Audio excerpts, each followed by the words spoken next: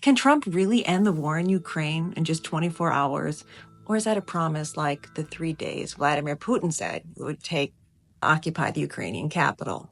I'm Dr. K. I'm a political scientist who looks at how information is shared. And let's make sure you have enough knowledge to understand what's being reported and how Trump's election will affect European security.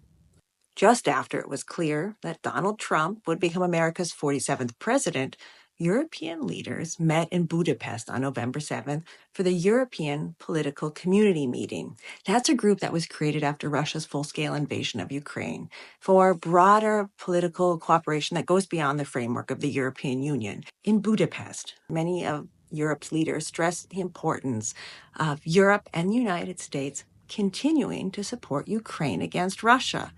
And some said this is also a sign that things in Europe need to change. Why? You might have heard that back in 2018, Donald Trump threatened to leave NATO. He wanted the members of the alliance to increase their defense budgets to meet NATO's guidelines of spending at least 2% of their GDP. That's gross domestic product, and that's the total value of goods and services that are produced in a country in a year. 2% is the goal that back in 2014, only a couple NATO countries were actually meeting. But to really defend Europe, they'd have to spend more. But they don't.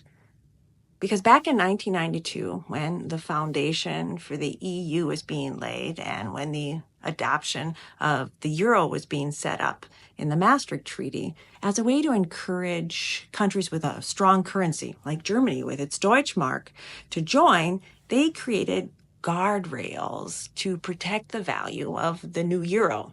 They came up with something called the Convergence Criteria. That was supposed to keep economies in the Eurozone stable and prevent inflation.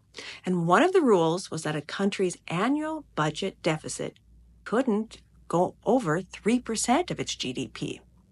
So NATO wants countries to spend 2% at least of their GDPs on defense, but this is hard to stay under the 3% in the convergence criteria. EU countries have historically relied on promises from America for security support, meaning that without spending more on military, they had more budget to apply to pensions, healthcare, paid leave, and other things that have given Europeans a really high quality of life. Now, European countries have to rethink where their budgetary priorities are. And if they can't rely on the U.S. like in the past, or don't want U.S. politics to affect their security situation, they just have to spend more on defense. And this came to a head in Germany.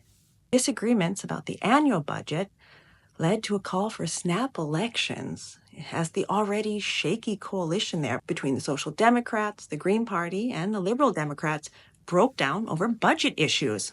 Not just German domestic politicians are faced with taking away government services, reducing pensions, or holidays to confront the threat coming from Russia, if they even recognize the threat.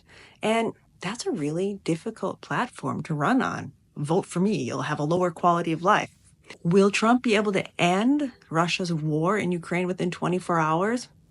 It would take more time than that just to align what needs to happen in the background.